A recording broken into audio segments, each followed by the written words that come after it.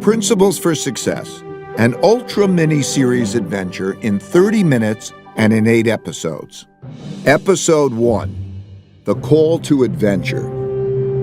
Before we begin, let me just establish the fact that I don't know much relative to what I need to know. Whatever success I've had in life has more to do with my knowing how to deal with my not knowing than anything I know. That I should be telling other people what to do sounds kind of presumptuous to me, but I'm going to do it because I believe that the principles that have made me successful could help others achieve their own goals. I'm now at a stage in my own life in which it is much more important to me to pass along what I've learned about how to be successful than to seek more success for myself. What you choose to do with these principles is up to you. You have to be an independent thinker because only you can develop your own principles based on your own values. This brings me to my first and most fundamental principle, which is that you need to think for yourself about what is true. So let's get started. Early on, I discovered I needed principles. Principles are smart ways for handling things that happen over and over again in similar situations. There are principles for everything, from skiing to parenting to cooking, and so on. I'm going to share some of my most important overarching life principles that influence how we approach everything that we do. I didn't start out with principles. I acquired them over a lifetime of experiences, mostly from making mistakes and reflecting on them. My life principles are simple, but they're not complete. I still struggle to make the best decisions, and I still make mistakes and learn new principles all the time. This is the reality. At the beginning, I needed to escape the conventions that surrounded me, which meant that I needed to think for myself. Unless you want to have a life that is directed by others, you need to decide for yourself what to do, and you need to have the courage to do it. But I didn't know that at first. I only learned that from going on my adventure. Looking back on my own journey, I now see that time is like a river that carries us forward into encounters with reality that require us to make decisions. We can't stop our movement down this river, and we can't avoid the encounters. We can only approach them in the best possible way. In your lifetime, you will face millions of decisions. The quality of your decisions will determine the quality of your life. Over the course of my lifetime, the most valuable things I've learned were the results of mistakes I reflected on to help form principles so I wouldn't make the same mistakes again. These principles took me from being a very ordinary middle-class kid from Long Island to becoming very successful as judged by conventional measures.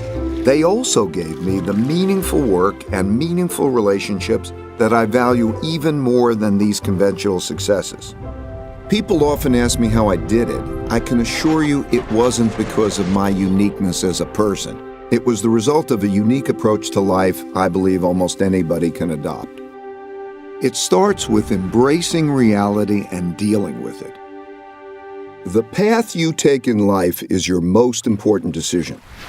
In my case, I wanted my life to be great, and I feared boredom and mediocrity more than I feared failure.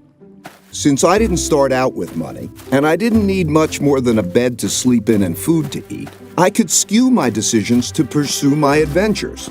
So ever since I was a kid, I ran after the things I wanted, crashed, got up and ran again, and crashed again, and each time I crashed, I learned something, got better, and crashed less. By doing that over and over again, I learned to love this process, even the crashing part of it. Through it, I encountered reality, and I learned how to deal with it, which inspired another one of my most fundamental principles, which is that truth is the essential foundation for producing good outcomes. By truth, I don't mean anything more than the way the world works.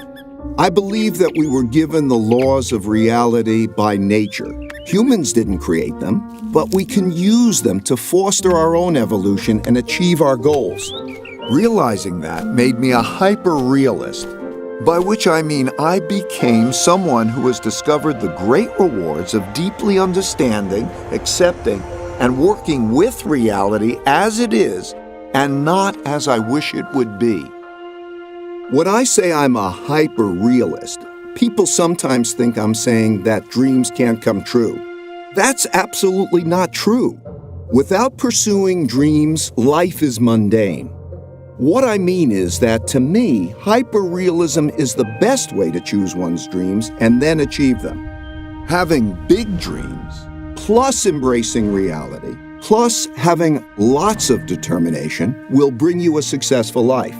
I believe this formula is true for everyone. But what does a successful life look like? We each have to decide for ourselves what success is. I don't care whether you want to be a master of the universe or to live under a palm tree or anything else. I really don't. Each of us chooses goals based on our values and decides on the best path to achieve them. But we all need approaches to making decisions that work well, especially when facing problems, mistakes, and weaknesses that stand in our way. To succeed, we must embrace all our realities, especially the harsh realities that we wish weren't true. At first, looking at these harsh realities caused me a lot of pain, but I learned that this pain was just psychological, and that my seeing things differently made all the difference. I came to view problems like puzzles that would reward me if I could solve them. They would help me deal with the problem at hand, and they would give me principles for dealing with similar problems in the future. I learned to treat pain as a cue that a great learning opportunity is at hand, which led me to realize that pain plus reflection equals progress. Meditation has been invaluable in helping me see things that way. I found that when I calmed myself down and embraced my realities and dealt with them, the rewards brought me pleasure and the pain faded. Each of us has the unique capability to think logically, to reflect on ourselves and our circumstances, and to direct our own personal evolution. Doing this well is just a matter of following a simple 5-step process. We've discussed how important it is to reflect carefully after experiencing pain. When I did this, I was usually able to discover principles that would prevent me from repeating the same mistakes in the future. And I could see that being successful simply consisted of 5 steps. Step 1 is to know your goals and run after them. What is best for you depends on your nature, so you need to really understand yourself and know what you want to achieve in life. Step 2 is to encounter the problems that stand in the way of getting to your goals. These problems are typically painful. If handled badly, some of them can lead to your ruin. But to evolve, you need to identify those problems and not tolerate them. Step 3 is to diagnose these problems to get at their root causes. Don't jump too quickly to solutions. Take a step back and reflect in order to really distinguish the symptoms from the disease. Step 4 is to design a plan to eliminate the problems. This is where you will determine what you need to do to get around them.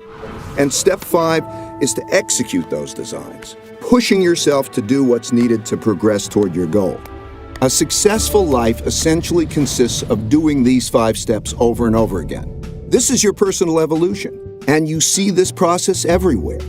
It's just a law of nature. Think of any product, any organization, or any person you know, and you will see that this is true for them. Evolution is simply a process of either adapting or dying. Conceptually, it looks just like the 5-step process I've described.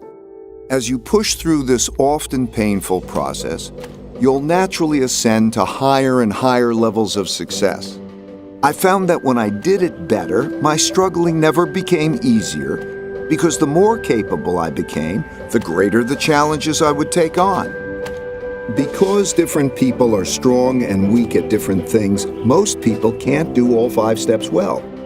Not facing this reality means you could stretch further than you should. And as the heights get greater, your falls could also be greater. Sometimes terrible things happen to all of us in life. They can ruin us, or they can profoundly improve us, depending on how we handle them. Something like this happened to me in 1982. We progress forward until we encounter setbacks.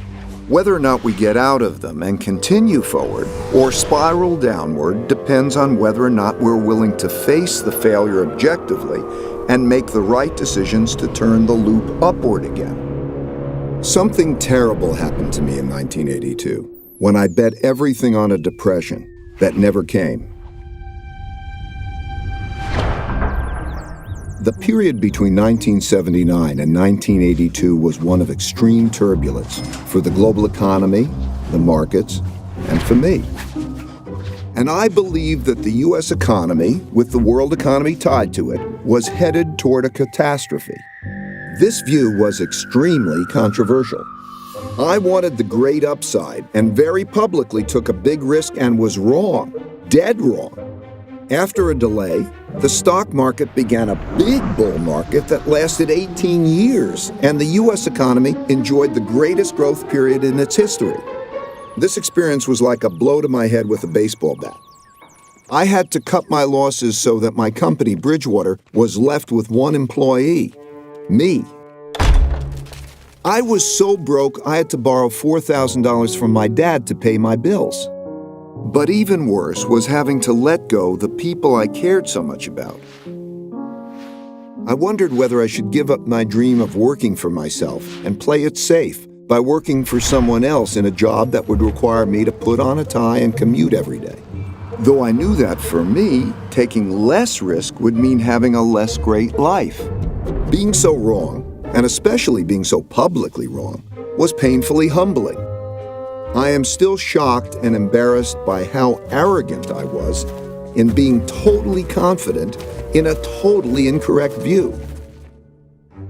Though I'd been right much more than I'd been wrong, I had let one bad bet erase all my good ones. I thought very hard about the relationship between risk and reward and how to manage them. But I couldn't see a path forward that would give me the rewards I wanted without unacceptable risk. This kind of experience happens to everyone. It will happen to you. You will lose something or someone you think you can't live without, or you will suffer a terrible illness or injury, or your career will fall apart before your eyes. You might think that your life is ruined and that there's no way to go forward, but it will pass. I assure you that there is always a best path forward, and you probably just don't see it yet. You just have to reflect well to find it. You have to embrace your reality. Sometimes things happen that are hard to understand. Life often feels so difficult and complicated, it's too much to take in all at once. My deep pain led me to reflect deeply on my circumstances. It also led me to reflect on nature because it provides a guide for what's true. So I thought a lot about how things work, which helped to put me and my own circumstances in perspective. I saw that at the Big Bang, all the laws and forces of the universe were created and propelled forward, interacting with each other as a perpetual motion machine, in which all the bits and pieces coalesce into machines that work for a while, fall apart, and then coalesce into new machines. This goes on into eternity. I saw that everything is a machine. The structure and evolution of galaxies, the formation of our own solar system, the makeup of Earth's geography and ecosystems, our economies and markets, and each of us. We individually are machines made up of different machines. Our circulatory system, our nervous system, that produce our thoughts, our dreams, our emotions, and all the other aspects of our distinct characters. All of these different machines evolve together through time to produce the realities we encounter every day. And I realized that I was just one tiny bit in 1 nanosecond deciding what I should do. While that perspective might sound very philosophical, I found that it was very practical because it showed me how I could deal with my own realities in a better way. For example, I observed that most everything happens over and over again in slightly different ways. Some in obvious short-term cycles that are easy to recognize, so we know how to deal with them, like the 24-hour day. Some so infrequently that they haven't occurred in our lifetimes, and we're shocked when they do, like the once-in-a-100-year storm. And some we know exist, but are encountering for the first time, like the birth of our first child. Most people mistakenly treat these situations as being unique and deal with them without having proper perspective or principles to help them get through them. I found that if instead of dealing with these events as one-offs, I could see each as just another one of those and approach them in the same way a biologist might approach an animal, first identifying its species, then drawing on principles for dealing with it appropriately. Because I could see these events transpire in pretty much the same ways over and over, I could more clearly see the cause-effect relationships that governed their behaviors, which allowed me to develop better principles that I could express in both words and algorithms. I learned that while most everyone expects the future to be a slightly modified version of the present, it is typically very different. That's because people are biased by recent history and overlook events that haven't happened in a long time, perhaps not even in their lifetime, but they will happen again. With that perspective, I realized that what I missed when I mistakenly called for a Great Depression was hidden in the patterns of history, and I could use my newfound knowledge of these patterns to make better decisions in the future. And when I thought about my challenge, balancing risk and reward, I realized that risk and reward naturally go together. I could see that to get the most out of life, one has to take more risk, and that knowing how to appropriately balance risk and reward is essential to having the best life possible. Imagine you are faced with the choice of having a safe, boring life if you stay where you are, or having a fabulous one if you take the risk of successfully crossing a dangerous jungle. That is essentially the choice we all face. For me, the choice was clear, but that doesn't mean the path forward was without challenges. I still needed to face two big barriers that we all must face. I can't tell you which path in life is best for you because I don't know how important it is for you to achieve big goals relative to how important it is for you to avoid the pains required to get them. This is the courage I spoke of earlier, and we each have to feel these things out for ourselves. After my big mistake in calling for a depression, I had come to one of life's forks in the road, as we all do. If I made the choice to take a normal job and play it safe, I would have ended up with a very different life than the one I had. But as long as I could pay the rent, put food on the table, and educate my kids, the only choice for me was to risk crossing the jungle in pursuit of the best life possible.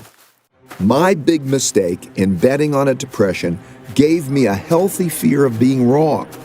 In other words, it gave me deep humility, which was exactly what I needed. At the same time, it didn't stop me from aggressively going after the things I wanted. To succeed, I needed to see more than I alone could see.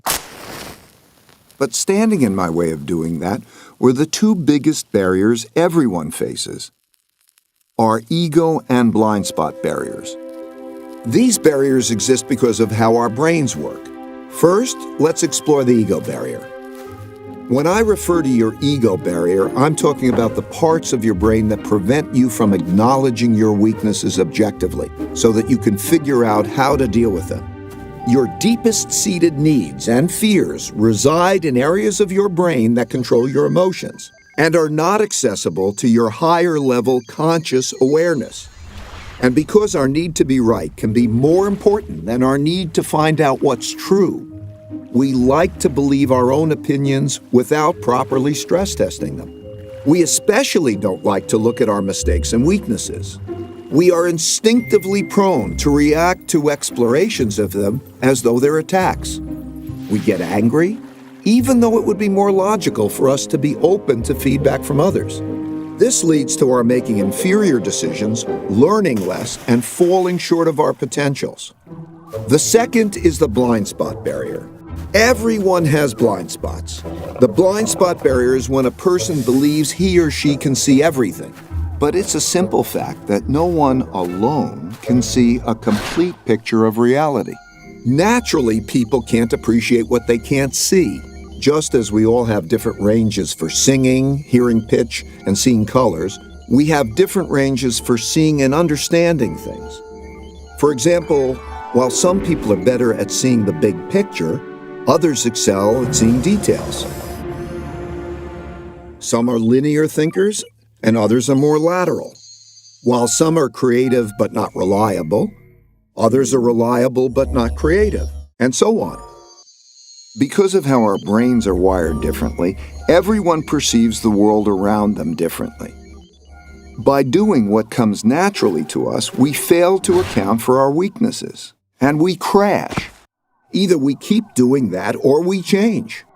Aristotle defined tragedy as a terrible outcome arising from a person's fatal flaw. A flaw that, had it been fixed, would have instead led to a wonderful outcome. In my opinion, these two barriers are the main impediments that get in the way of good decision-making. Taking risks and occasionally being ruined wasn't acceptable, and neither was not taking risks and not having exceptional results. I needed an approach that would give me the exceptional upside without also giving me the exceptional downside. When I discovered it, it turned out to be my holy grail. To get it, I needed to replace the joy of being proven right with the joy of learning what's true. This need prompted me to seek out the most thoughtful people I could find who disagreed with me. I didn't care about their conclusions, I just wanted to see things through their eyes, and to have them see things through my eyes, so that together we could hash things out to discover what's true. In other words, what I wanted most from them was thoughtful disagreement. Going from seeing things through just my eyes to seeing things through the eyes of these thoughtful people was like going from seeing things in black and white to seeing them in color. The world lit up. That's when I realized that the best way to go through the jungle of life is with insightful people who see things differently from me. Think about the 5-step process I described earlier. As I said, because we are wired so differently, not everyone can do all the 5 steps well. But you don't have to do them all alone. You can get help from others who are good at what you're not, who are wired to perceive things you can't. All you need to do is let go of your attachment to having the right answers yourself, and use your fear of being wrong to become open-minded to these other views. In this way, you could point out the risks and opportunities that you would individually miss. I found that taking this radically open-minded approach and believability weighting people's thinking significantly increased my probabilities of making the best decisions possible. This enabled me to ascend to greater heights and greater challenges. In the past, I would have always wanted to do what I myself thought was best. But now I sought out the strongest independent thinkers I could find. I still do. There is nothing better to be on a shared mission with extraordinary people who can be radically truthful and radically transparent with each other. This approach led me to create a company with a unique idea meritocracy, operating in a unique way that produced unique successes. In an idea meritocracy, you get the best of everybody. Everyone thinks independently. Then we work through our disagreements to get at what's best. However, not every opinion is equally valuable, and we had to learn to distinguish between good ideas and bad ones to get the best decisions. In other words, we needed to believability weight people's thinking. But that's another story I will explain in my work principles. Right now, there are many wonderful opportunities and dangerous risks surrounding you that you don't see. If you saw them, free of the distortions produced by your ego or your blind spots, you would be able to deal with them more effectively. If you could acquire this ability, and with practice you can, you will radically improve your life. So far, I described how I learned to confront my own realities, my problems, my mistakes and weaknesses, and how I surrounded myself with others who could do things better than I could. This was the most effective way I discovered for making great decisions. This is not the normal way of being, but through this approach, I became very successful. And being successful enabled me to meet extraordinarily successful people and see how they think. I've discovered that their journeys were similar to mine. You might not know it, but they all struggle, and they all have weaknesses, that they all get around by working with people who see risks and opportunities that they would miss. Over time, I learned that by nature, most people's greatest strengths are also connected to their most significant weaknesses. And striving hard for big things is bound to lead you to painful falls. It's just part of the process. Such setbacks will test you. They sort people. Some think hard about what caused their setbacks, learn lessons, and continue progressing toward their goals, while others decide that this game is not for them and get off the field. I've come to realize that success is not a matter of attaining one's goals. I found that when I reached each new higher level of success, I rarely remain satisfied. The things we are striving for are just the bait. Struggling to get them forces us to evolve, and it is this struggle toward personal evolution with others that is the reward. I no longer wanted to get across the jungle, but instead wanted to find greater and greater challenges to go after. Surrounded by great people, working together on a shared journey. Eventually, the success of the mission and the well-being of the people alongside me became more important than my own success. I also started to see beyond myself and wanted others to be successful when I'm no longer here. I realize that if I fail to do that, I will be a failure. I struggle with this now. We all struggle with different things at different times, until we either choose to give up or until we die and become part of the larger evolutionary story. This is how all machines work and are recycled through time.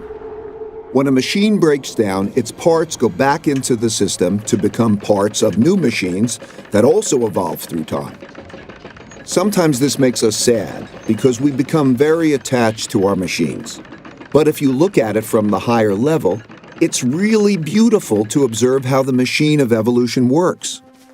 Now you must decide for yourself how you will evolve.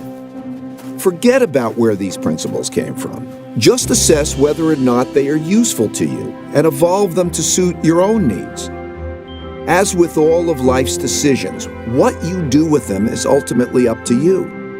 My only hope for you is that you have the courage to struggle and evolve well to make your life as great as it can be.